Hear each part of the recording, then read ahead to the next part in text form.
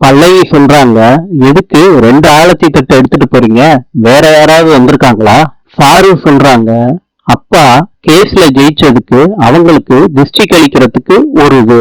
பார்வதி சொல்றாங்க, கேஸ ஜெயிக்க காரணமா இருந்த அஜய் அவனோட ஒய்ஃபு கூட வெளியே தான் நிக்கிறான், அவங்களுக்கு ஒண்ணு. பல்லவி, அஜய இந்த வீட்டுக்குள்ளேயே வரக்கூடாதுன்னு நீ சொன்ன, மாமா அதுக்கு அன்னைக்கு சப்போர்ட் பண்ணாங்க. இன்னைக்கு எல்லாமே தலைகீழா மாறிடுச்சு. அஜயும் அஞ்சலியும் மறுபடி வீட்டுக்குள்ள வரப்போறாங்க. கெட்டதுலயும் நல்லது நடக்கும்னு சொல்லுவாங்க. இந்த கேஸால குடும்பம் ஒன்னா சேர்ந்துருச்சு பல்லவி. சாரு சொல்றாங்க, இனிமேட்டு என் அஜய் தம்பி எப்பயும் இந்த வீட்டுலதான் இருப்பான். என்ன பல்லவி, உன் மூஞ்சி சுருங்கிடுச்சு? எங்க அப்பாவே முடிவு பண்ணிட்டாரு, இனிமேட்டு பல்லவி நீ என்ன பிரச்சனை பண்ணாலும் அவன் இங்கதான் இருப்பான். பல்லவி, உனக்கு என்ன தைரியம்?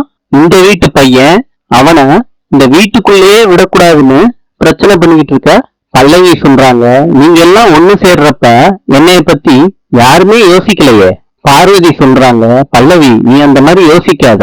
இதுக்காண்டி நாங்க எவ்வளவு நாள் காத்துக்கிட்டு இருந்தோம். நீ இந்த குடும்பத்துல ஒருத்தி, கொஞ்சமாவது கோஆபரேட் பண்ணுமா. அஜய்க்கும் விச்சுவுக்கும் ஆழத்தி எடுக்கிறாங்க. 2 பேரும் வர்றாங்க. எல்லாரு குடும்பமும் ஹால்ல இருக்காங்க. அப்ப பல்லவி சொல்றாங்க, பார்வதி அக்கா, நீங்க பண்ணினத என்னால மறக்க முடியாது. அர்ஜுன், உங்களுக்கும் தேங்க்ஸ். நான் இந்த வீட்டை விட்டு போனா எல்லாரும் ரொம்ப சந்தோஷமா இருப்பீங்கன்னு எனக்கு நல்லா தெரியும். அத்தை, நான் கிளம்புறேன். மாமா, நான் போறேன். பாட்டி, நான் கிளம்புறேன் பாட்டி. Thanks to all of you. இவ்வளவு நாள் எனக்காண்டி ரொம்ப சப்போர்ட் பண்ணீங்க. எல்லாருக்கும் ரொம்ப நன்றி. பார்வதி சொல்றாங்க, பல்லவி இந்த மாதிரி பண்ணாத ப்ளீஸ். அக்கா, என்ன ஃபோர்ஸ் பண்ணாதீங்க. நான் டிசைட் பண்ணதுதான்.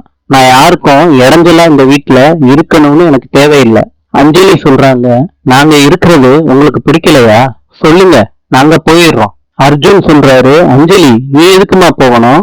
ஃபேமிலினா 4 பேரு 4 விதமா பேசதான் செய்வாங்க. அட்ஜஸ்ட் பண்ணி வாழணும், அதான் வாழ்க்கை. இவங்க இருந்தா நான் இருக்க மாட்டேன், இவங்க கூட நான் பேச மாட்டேன்னு இருந்தா தனியா ஒரு ரூமுக்குள்ளதான் இருக்கணும். அந்த மாதிரி இருந்தா யாருமே டிஸ்டர்ப் பண்ண மாட்டாங்க. பல்லவி சொல்றாங்க, நான் அப்படியே கூட இருந்துக்கிறேன் அர்ஜுன், ஆனா இந்த வீட்டுல என்னால இருக்க முடியாது. பார்வதி சொல்றாங்க, என்ன பல்லவி இந்த மாதிரி பேசிக்கிட்டு இருக்க?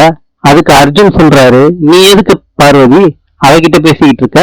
இப்ப பல்லவி வீட்டுக்கு போனா அவங்க அப்பா அம்மா சந்தோஷப்படுவாங்களா?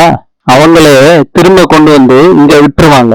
இவளையெல்லாம் விட்டுதான் பிடிக்கணும். ரொம்ப கெஞ்சுனா ரொம்ப மிஞ்சுவா. அங்க போய் தனியா வாழ்ந்து பார்த்தாதான் லைஃபோட அருமை என்னன்னு புரியும். அப்படியா அர்ஜுன்? நான் நல்லா புரிஞ்சுக்கிறேன் தனியா இருந்து. விச்சு சொல்றாரு, பல்லவி ஒரு செகண்ட் பொறுமையா கேளுமா.